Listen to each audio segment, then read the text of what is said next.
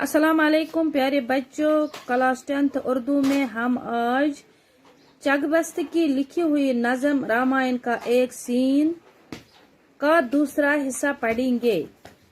प्यारे बच्चों,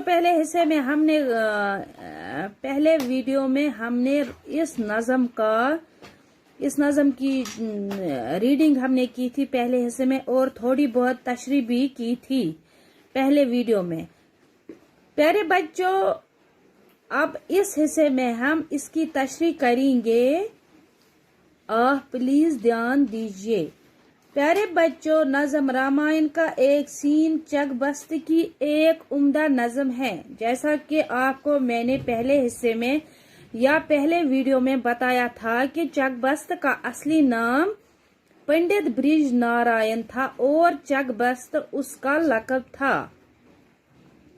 तो इसकी एक उम्दा नज़म है। ये नज़म 6 बंदों पर मुश्तमिल है और हर बंद में 6 अशार है। यानी ये नज़म जो है रामायण का एक सीन जो लिखी है चकबस्त ने 6 बंदों पर यह मुश्तमिल है और हर एक बंद 6 अशार पर मुश्तमिल है। इस नज़म में रामचंद्र जी को माँ से रुखसत लेते हुए दिखाया गया है। यानी जब रामचंद्र जी वनवास जाते हैं तो माँ से ये कैसे रुखसत लेता है उसका हाल बयान किया गया है इस नज़म में। प्यारे बच्चों, जैसा कि आपको पता ही है, नज़म में हम किसी भी मौजू पर पूरी तरह से बात कर सकते हैं। कोई भी मौजू हम नज़म में चुन सकते हैं। प्यारे बच्चों, नज़म के पहले बंद में शायर कहता है, यानी चकबस्त फरमाते हैं कि जब रामचंद्र जी अपनी माँ के पास रुखसत लेने के लिए जाते हैं तो न जाने वो किस ख्याल में गुम थी।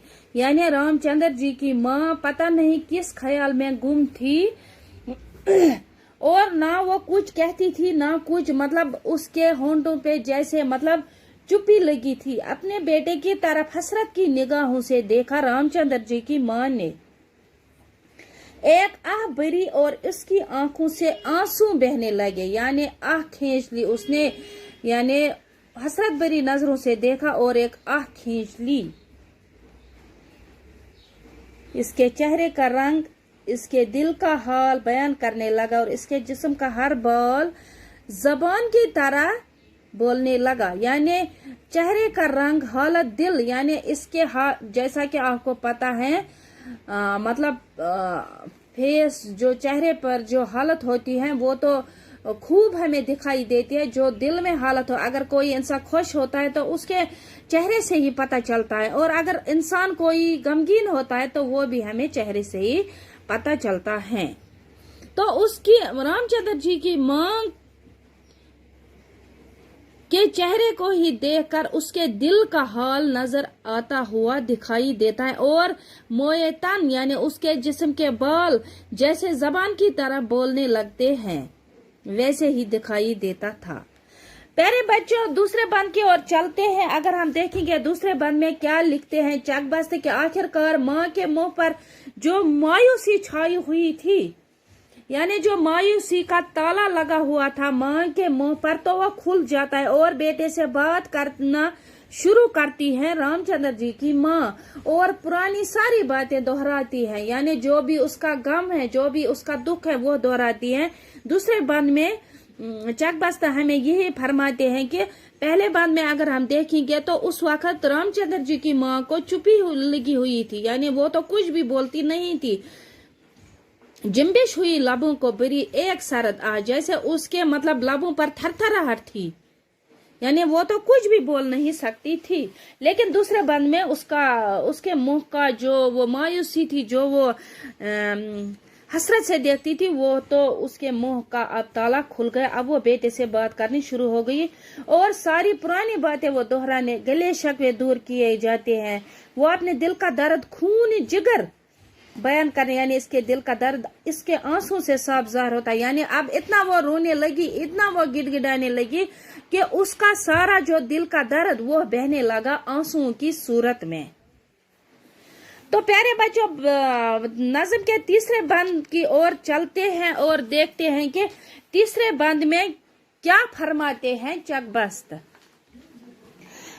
नज़्म के तीसरे बंद में चकबस्त फरमाते हैं या लिखते हैं कि अपनी माँ की दर्द भरी फरियाद सुनने के बाद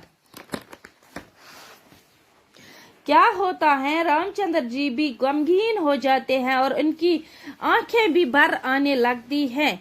लेकिन क्या होता, उन्होंने अपने आंसू पर काबू पा लिया होता है, यानी वो तो अपने आंसू को काबू में कर लेता है। सोचता है कि अगर मैं रोऊं तो मेरी माँ की हालत क्या हो सकती है, इसलिए वो सब्र से काम लेता है रामचंद्र जी और अपने आंसुओं पर काबू पा लेता है। सोचा कि माँ उसे नाखुश देकर मर न जाए और सोचता है कि अगर मेरे आंखों में आंसू आ जाए तो मेरी माँ की हालत क्या हो जाती है, क्या हो सकती है कि वो मर न जाए उस गम में। अगर मेरी माँ मुझे रोता हुआ रखसत करेगी, अगर मैं रोता हुआ मेरी माँ मुझे देख ले। प्यारे बच्चों, नज़्म के चौथे बंद की ओर चलते हैं और शायर फरमाते कि बेटे की जुदाई में माँ बाप का हाल इतना बुरा था, यानी लोग सोचते थे कि अब इसके माँ बाप का बचना मुहाल है। लेकिन ऊपर वाले की शान तो देखिए, चंद माह गुजरते इनके दिल से जुदाई का दर्द कम होने लगता है। यानी बेटे की जुदाई में उनका जो हाल था वो अब धीरे धीरे कम होने लगा है। यानी लोग तो ऐसा सोचते थे कि अब रामचंद्र जी के माँ बाप का बचना अब मुहाल हो गया है। लेकिन ऊपर वाले की शान तो देखिए, कुछ ही महीने बाद उनकी जुदाई मतलब उनका जो दर्द वो कम होता दिखाई दिया गया है। प्यारे बच्चों, नज़्म के पांचवें बंद की ओर चलते हैं और इसमें शायर लिखते हैं या शायर फरमाते हैं कि बागबान फूलों पर सख्त मेहनत करता है। यानी बागबान जो होता है, जो बागों की देख रेख करता है, यानी फूलों पर वो सख्त मेहनत करता है और इन फूलों पर दिन की धूप और रात का शबनम नागवार होती है। यानी दिन में तो ये जो धूप होती है उनसे बचाता है या उस शबनम से जो रात में पड़ते हैं उससे भी बचाता। लेकिन जब अचानक बाग रंग बदलता है, यानी जब बाग पे कोई आफत आती है तो वो फूल हजारों पर्दों में जाया हो जाते, यानी वो फूल मुरझा जाते हैं, वो फूल जाया हो जाते हैं। इसमें अगर आप देखेंगे बागबान और माँ बाप को एक दूसरे से तशबीह दी है शायर ने, चकबस्त ने। और बागबान अपनी जान से ज्यादा प्यार करता है फूलों से, वही फूल खजा के मौसम में मुरझा जाते हैं। यानी खजा के मौसम में, ऑटम सीजन में वो फूल मुरझाते हैं। अगर इतनी देख रेख कर भी, इतनी मतलब देखभाल से उनको बागबान तो देखभाल करता है, लेकिन फिर भी ये मुरझा जाते हैं। प्यारे बच्चों, नज़्म के आखिरी बंद के ओर चलते हैं और इसमें देखते हैं शायर क्या फरमाते हैं। नज़्म के आखिरी बंद में चकबस्त फरमाते कि अगर ऊपर वाले की मेहरबानी रही, यानी जो अगर ऊपर वाले का साथ रहा, ऊपर वाले का साया रहा, तो बयाबान चमन जैसी खुशी देगा। यानी बयाबान जंगल तो वह बाग जैसे खुशी देंगे। जंगल हो या पहाड़, सफर हो या कयाम, ऊपर वाले अपने बंदों के हाल से बेखबर नहीं। यानी ऊपर वाला हर वक्त अपने बंदों पर नजर रखता है और अपने बंदों के हाल जानता है।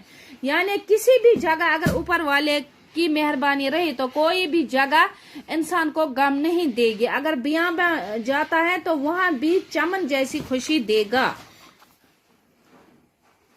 और अगर ऊपर वाले का करम शामिल हाल रहा तो जंगल का दामन भी माँ की गोद से कम न लगेगा। यानी अगर ऊपर वाले की मेहरबानी रही तो जंगल का दामन भी माँ की गोद जैसा लगेगा।